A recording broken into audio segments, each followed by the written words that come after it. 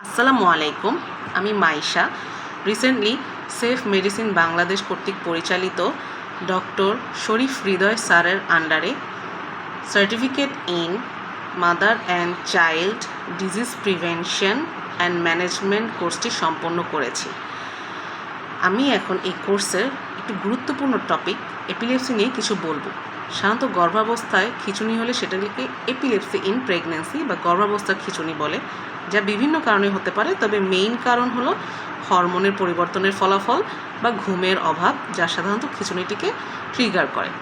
খিঁচুনির বিভিন্ন লক্ষণ আছে, যেমন খিঁচুনির আগে জিহ্বা কামড়ে ধরতে পারে, হাত পা ঠান্ডা হয়ে যেতে পারে, চোয়াল শক্ত হয়ে যেতে পারে।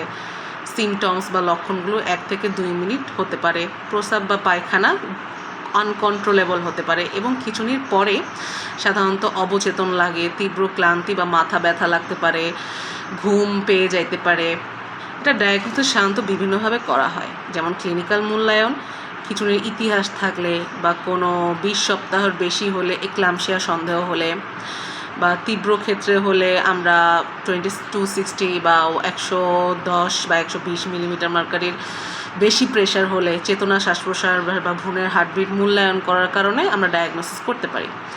প্রস্রাব পরীক্ষা, প্রোটিন, ইউরিয়া এবং 24 ঘন্টার প্রোটিনের পরীক্ষা, তারপরে রক্ত পরীক্ষা, যেটা সাধারণত সিবিসি বা ডাব্লিউবিসি দিয়ে করা হয়। প্ল্যাটেলেট স্বাভাবিক আছে কিনা, haemoglobin, serum creatinine, SGPT and AL স্বাভাবিক আছে কিনা। তাছাড়া আমরা নিউরোলজিক্যাল পরীক্ষাও করতে পারি, যেমন ইসিজি, এমআরআই স্ক্যান ও সিটি স্ক্যান। সাধারণত সিটি স্ক্যানটা করা হয় খুবই জরুরি অবস্থায়।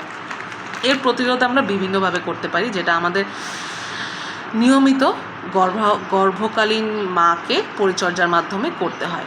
যেমন নিয়মিত রক্তচাপ পরীক্ষা করা, প্রোটিন ইউরিয়া পরীক্ষা করা, ওজন মাপা, কোনো ফোলা আছে কি না, তারপরে উচ্চ রক্তচাপ নিয়ন্ত্রণ, পুষ্টি বা সাপ্লিমেন্ট, সে যেন এনাফ ডায়েটরি ফুড পাচ্ছে কি পাচ্ছে না, আয়রন ক্যালসিয়াম পর্যাপ্ত পাচ্ছে কি না, জীবনযাপন পদ্ধতি, তাকে কম স্ট্রেস দেওয়া, রেগুলার ব্যায়াম, ধূমপান বা অ্যালকোহলজাত জিনিস বর্জন করা, পর্যাপ্ত যেন বিশ্রাম নিতে পারে এবং পূর্বে কোনো মৃগী রোগ বা খিঁচুনির হিস্ট্রি থাকলে তার দিকে আমরা একটু বাড়তি সতর্কতা দিব।